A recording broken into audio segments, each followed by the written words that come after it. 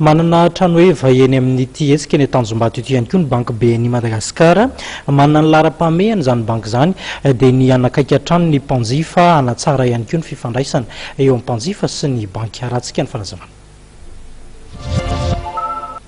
Mitombo 20 isanjato ny fanomezana famatsimbola ao anivon'ny banque BNI Madagascar.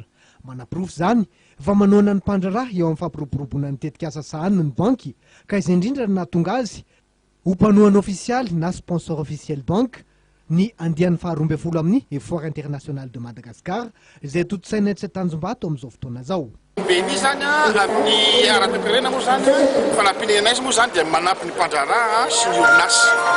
Ka ny fanampiana azy moa zany dia amin'ny fampindramam-bola zany.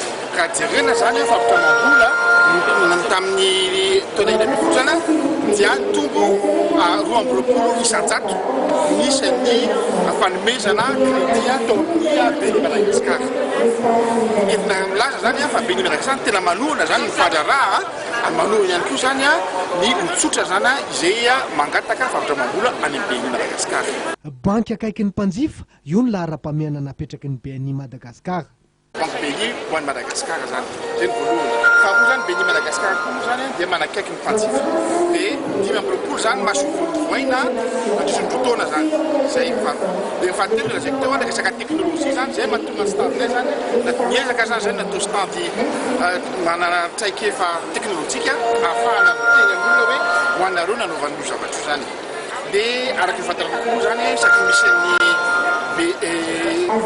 Fimodrona de misy promotion moins 4 points zany ny taux de crédit amin'ny crédit vina ataonay zay olona manao crédit aty amin'ny stade BNI Madagascar.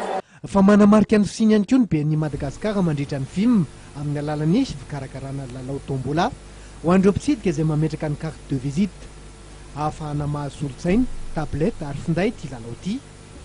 Ary amin'ny lahady zao no totosaina ny fisariana ho an'ireo mpandray anjara tsara vitana.